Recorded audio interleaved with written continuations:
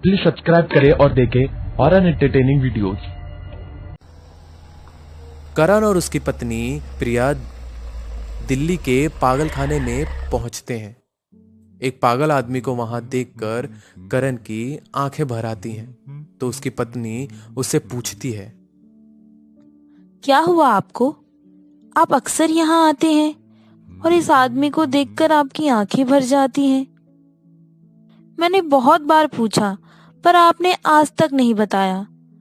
आप यहाँ क्यों आते हैं? यह आदमी कौन है? बताइए ना प्लीज। ये मेरा दोस्त बॉबी है। 4 साल पहले ठंड की एक रात जब हम अपने ऑफिस के कलीग की शादी के लिए कार में दिल्ली से शिमला जा रहे थे। शादी के एक दिन पहले ही हम दोपहर को कार लेकर निकल गए ताकि रात तक हम शिमला पहुंच जाएं।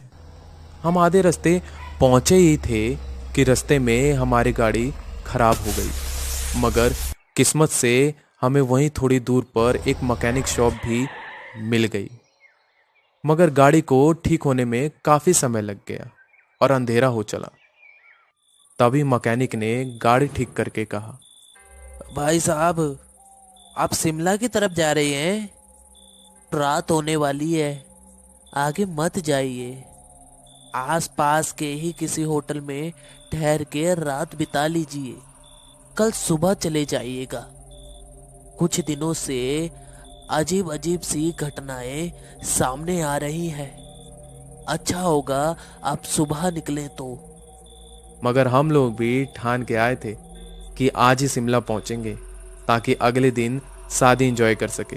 फिर क्या, हम उसकी बातों को नज़रअंदाज करके वहां से चले गए। 2 घंटे गाड़ी चलाने के बाद हम जंगल के बीचों बीच वाले रास्ते पे पहुंच गए थे। हम दोनों अपनी ही मस्ती में चले जा रहे थे। ठंड बहुत थी, पूरे रास्ते में कोहरा बढ़ने लगा था। कोहरे की वजह से रात को सड़क देखना भी मुश्किल था, जिसकी वजह से मुझे ड्राइव करने में भी काफ़ी प्रॉब्लम होने लगी थी। पर उसी वक्त गाड़ी के सामने से एक काली बिल्ली गुजरी। उसे बचाते हुए मैंने तुरंत ब्रेक लगाया। वो बिल्ली तो बच गई, पर उसी वक्त अचानक से हमारी गाड़ी की खिड़की पर किसी ने ठक ठक की। बॉबी ने गाड़ी का शीशा नीचे किया तो हमने देखा कि एक खूबसूरत लड़की खड़ी थी। वो पास आई और बोली, सुनिए, क्या आप मुझे आगे तक छोड़ देंगे? पास ही मेरा गांव है। मुझे वो लड़की कुछ ठीक नहीं लग रही थी, क्योंकि एक लड़की ठंडी रात में बिना कोई गर्म कपड़ों में सुनसान रास्ते में अकेले इस तरह क्या कर रही थी। पर मेरा दोस्त बॉबी उसकी खूबसूरती देखकर खो गया था। वो उसे बैठाने के लिए मुझे मनाने लगा। मैंने उसकी बात मानकर उस लड़की को बैठा तो लिया, पर मुझे कुछ अजीब लग रहा था। बॉबी उससे सवाल पे सवाल किए जा रहा था, पर वो लड़की एकदम खामोश बैठी थी। ठंड की वो रात कोहरे को बढ़ाती जा रही थी। मैं उसे मिरर से देख रहा था। तभी मिरर में मुझे उस लड़की का डरावना चेहरा दिखा, जिसे देखकर डर की वजह से मैं सुन पड़ गया था और मेरी गाड़ी जाकर पेड़ से टकरा गई। गाड़ी धीरे थी, इसीलिए हम दोनों को उतनी चोट नहीं लगी। अभी यार तू क्या कर रहा है? पागल हो गया है क्या तू? यार मुझे उस लड़की का डरावना चेहरा दिखा। यार तेरा वहम होगा, मैं पूरे रास्ते उससे बात करते हुए आ रहा हूँ। तभी मैंने पीछे देखा, वो लड़की गायब थी। अरे वो लड़की कहाँ गई? हाँ तो कौन बैठेगा तेरी गाड़ी में? ऐसे गाड़ी ठोकेगा तो। निकल कर चली गई ना, देख बेचारी, वो देख वो जा रही। ओह थैंक गॉड वो चली गई। चलो मैं गाड़ी में देखता हूँ क्या हुआ। हाँ हाँ तू देख ठीक कर, जब तक मैं उसे लेके आता हूँ। यार मत जा, आधी रात हो गई है, समझ बात को, छोड़, क्यों झमेला लेता है यार। हम चलते हैं यहाँ से। झमेला नहीं यार, कितनी खूबसूरत है वो लड़की, उसकी आंखें कितनी खूबसूरत थी। बेचारी मदद मांग रही थी, मैं अभी उसको लेके आता हूँ।